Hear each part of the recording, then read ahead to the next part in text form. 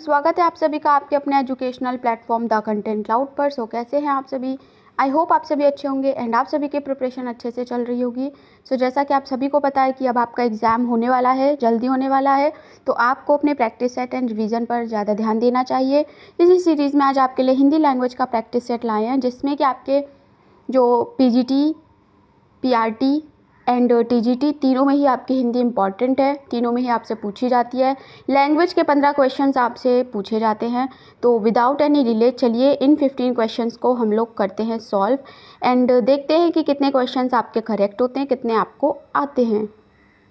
Question number first है, निम्नलिखित शब्दों में से भाववाचक संज्ञा ज्ञात कीजिए। पुस्तक, वाराणसी, सत्य, शेर। निम्नलिखित शब्दों में से भाववाचक संज्ञा ज्ञात कीजिए। भाववाचक संज्ञा आपको बताना है। अगर आप चैनल पर पहली बार हैं तो HTET की प्लेलिस्ट देखना बिल्कुल ना भूलें। आपके बहुत सारे उसमें प्रैक्टिस सेट एंड आपकी क्लासेस अवेलेबल हैं, तो आप देख लीजिएगा। ओके। जिन संज्ञा शब्दों से किसी व्यक्ति, वस्तु और स्थान के गुण, दोष, भाव, दशा, व्यापार आदि का बोध होता है, उन्हें भाववाचक संज्ञा आपकी कहते हैं। ओके।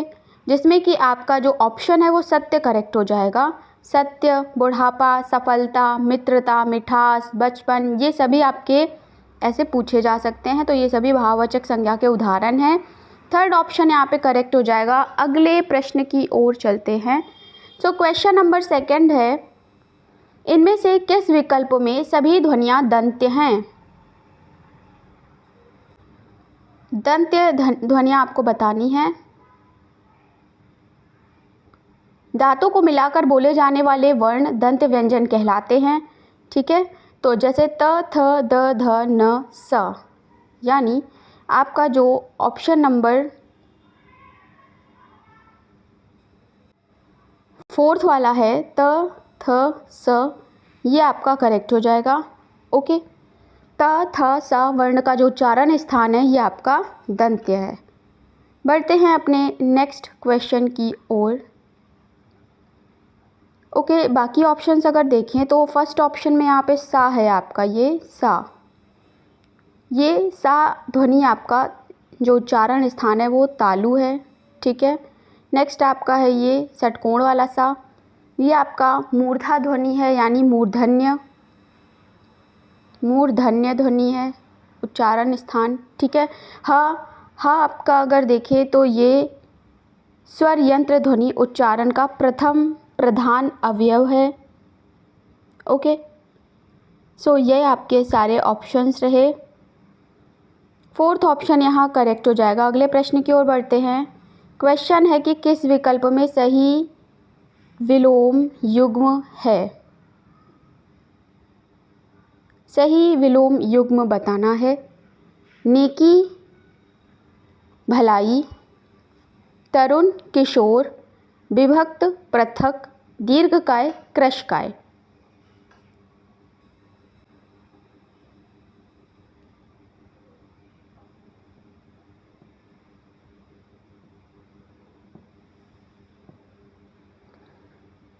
अगर नेकी की बात करें तो नेकी का आपका विलोम होता है बदी। भलाई नहीं होता, बदी होता है। ठीक है। तरुण का विलोम जो होता है वो किशोर आपका नहीं होता है, वृद्ध होता है। ओके। विभक्त की बात करें तो पृथक आपका यहाँ पर नहीं होगा, अविभक्त होगा, अविभक्त। राइट। नेक्स्ट आपका दीर्घकाय, कृशकाय, ये जो पेयर है ये सही आपका युग्म है। दीर्घकाय और कृशकाय आपका ये सही विलोम युग्म हैं। दीर्घकाय का अर्थ होता है लंबा, कृशकाय का अर्थ होता है दुबला पतले शरीर वाला। ठीक है। यहाँ आपका ये ऑप्शन सही हो जाएगा फोर्थ। अगले प्रश्न की ओर बढ़ते हैं। क्वेश्चन है, गुरु कीजे जान, पानी पीजे छान, इस लोकोक्ति का क्या अर्थ है? गुरु कीजे छान, पानी पीजे जान। काम करने से पहले गुरु का नाम लो, गुरु के बिना पानी तक ना पियो, जांच पड़ताल कर कोई काम करना, गुरु जो काम कहे वही करना।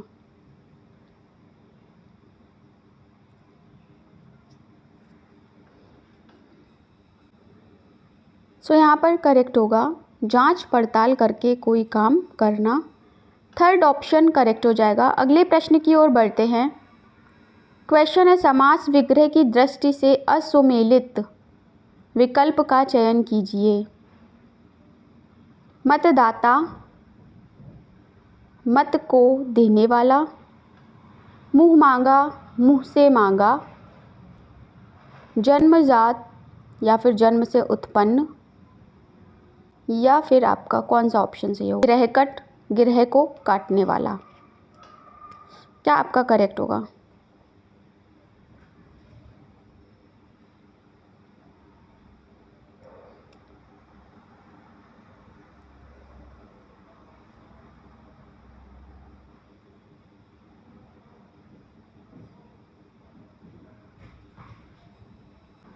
सो करेक्ट हो जाएगा यहाँ पे जन्मजात, जन्म में उत्पन्न नहीं, जन्म से उत्पन्न होगा। ओके, बढ़ते हैं अपने अगले प्रश्न की ओर। क्वेश्चन नंबर 6 है, निम्नलिखित में से किस वाक्य में सकर्मक क्रिया है? निम्न में से किस वाक्य में सकर्मक क्रिया है आपको बताना है। अंश बाहर जा रहा है, वधु अभी नहीं पहुंची, बच्चे नृत्य देखकर हंस रहे थे, सुधा बढ़िया अंगूर लाई। क्या होगा आपका यहाँ पर करेक्ट आंसर? किस में आपकी सकर्मक क्रिया सही है बताना है।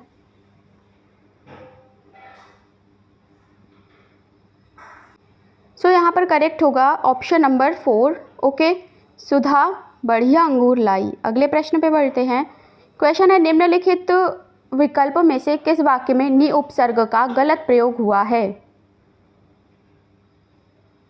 इस रोग का निदान बताइए, निज काम ठीक से करो, उसने एक निबंध लिखा, भीतर जाना निषेध है। नि उपसर्ग का गलत प्रयोग किधर हुआ है आपको बताना है। इस शब्द में गलत उपसर्ग प्रयोग हुआ है। ओके, सो सेकंड ऑप्शन यहाँ पे करेक्ट आंसर हो जाएगा, निज शब्द में गलत प्रयोग हुआ है।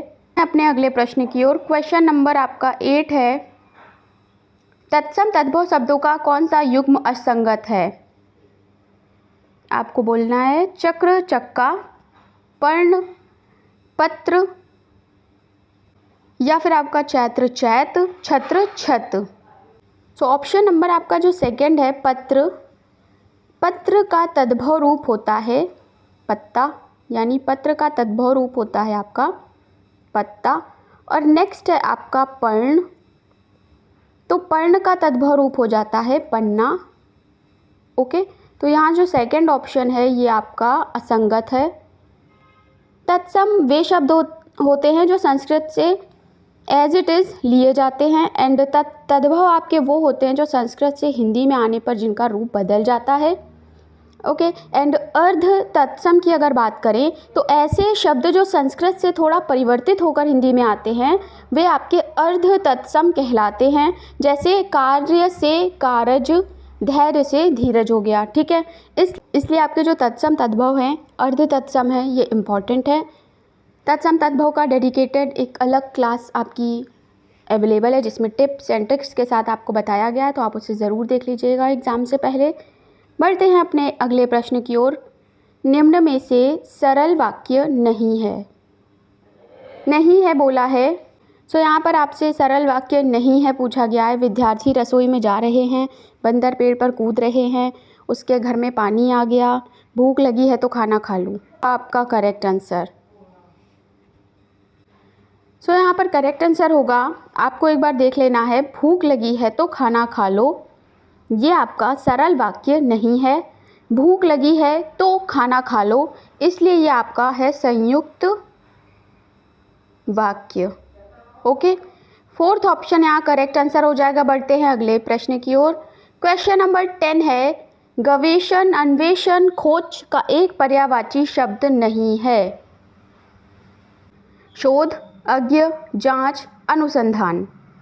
गवेषण, अन्वेषण, खोज, ये तीनों ही एक शब्द हैं जिसका अर्थ होता है कोई नई खोज करना।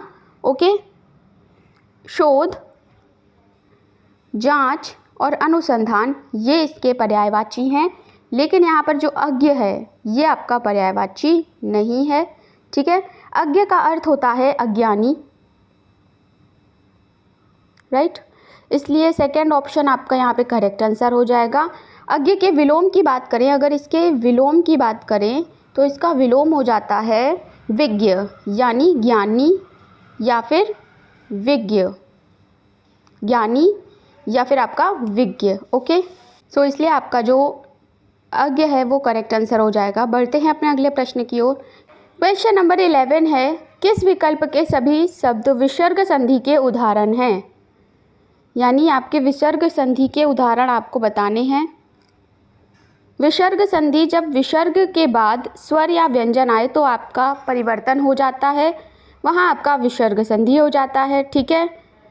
ओके, तो देखते हैं कि आपका कौन सा है विसर्ग संधि।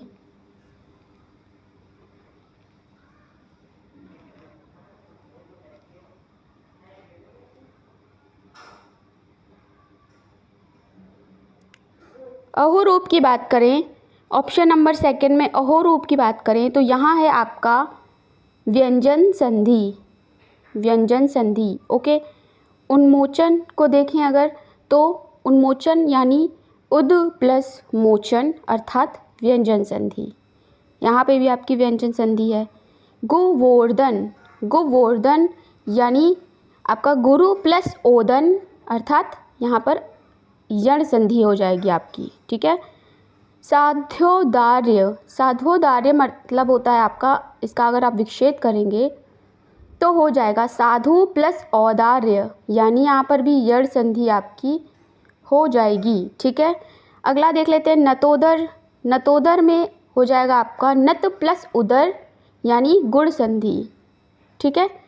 धीरोत्तर, धीरोत्तर की अगर बात करें तो इसका संधि विच्छेद होगा धीर प्लस उत्तर यानी गुण स्वर संधि, ठीक है। अब हम लोग देख लेते हैं ऑप्शन नंबर फर्स्ट, मनोनयन, मनोनयन अर्थात मनः प्लस नयन यानी यहाँ पर विसर्ग संधि है। और सिरोधार्य अर्थात सिरह प्लस धार्य यानी सिरोधार्य में भी आपका विसर्ग संधि है। क्वेश्चन नंबर 11 में फर्स्ट ऑप्शन आपका करेक्ट हो जाएगा। बढ़ते हैं अपने अगले प्रश्न की ओर। क्वेश्चन नंबर 12 है, प्रश्न पत्र में कुछ प्रश्नों के उत्तर संक्षिप्त लिखने होते हैं तो कुछ डैश से। दिए हुए वाक्य में उचित विकल्प का चयन करके वाक्य को पूर्ण कीजिए। लघु, विस्तृत, विस्तार या फिर दीर्घ, तो यहाँ पे क्या आपका फिल इन द ब्लैंक्स के स्थान पर आएगा आपको बताना है। सो क्वेश्चन नंबर 12 में विस्तार आपका करेक्ट आंसर हो जाएगा। प्रश्न पत्र में कुछ प्रश्नों के उत्तर संक्षिप्त लिखने होते हैं तो कुछ विस्तार से। बढ़ते हैं अपने नेक्स्ट क्वेश्चन की ओर। क्वेश्चन नंबर 13, क्वेश्चन नंबर 13 है, नौकर गांव तक गया, वाक्य में रेखांकित शब्द क्या है? सो इस क्वेश्चन का करेक्ट आंसर हो जाएगा संबंध सूचक। अगला प्रश्न है, क्वेश्चन नंबर 14 है, कोप का विपरीतार्थक शब्द बताइए, क्रोध, रीझना, कृपा या फिर शांत। कोप का विपरीतार्थक शब्द यानी विलोम शब्द आपको बताना है। सो करेक्ट आंसर हो जाएगा आपका कृपा, option number 3। Okay, next question की ओर हम लोग बढ़ते हैं। क्वेश्चन नंबर 15, क्वेश्चन नंबर 15 में आपको शुद्ध शब्द बताना है, इनमें से कौन सा शुद्ध शब्द है? लब्ध प्रतिष्ठित, कृशांगिनी, ऐतिहासिकता या फिर बृहत्तर।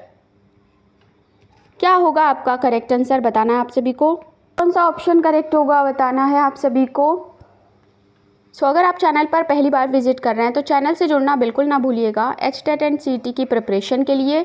ओके, एंड प्लेलिस्ट आप ज़रूर देख लीजिएगा।